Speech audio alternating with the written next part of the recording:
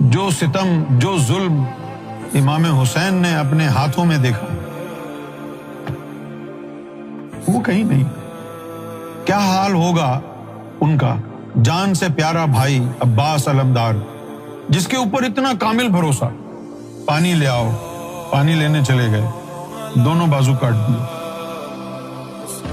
بھاگ کے گئے. ایک نیزہ ران میں گھسا ہوا تھا، تکلیف تھی بہت. عباس علمدار نے عرض کیا کہ مولا، زندگی میں کبھی میں نے کچھ کہا نہیں کہ آپ ایسا کر دیں ویسا کر دیں. آج میرے بازو کٹے ہوئے ہیں، بہت تکلیف ہے، اس لیے آپ سے معافی مانگ کر میں آپ سے التجا کروں گا کہ یہ میرا نیزہ آپ اپنے ہاتھوں سے نکال دیں، کیونکہ میرے بازو کٹے.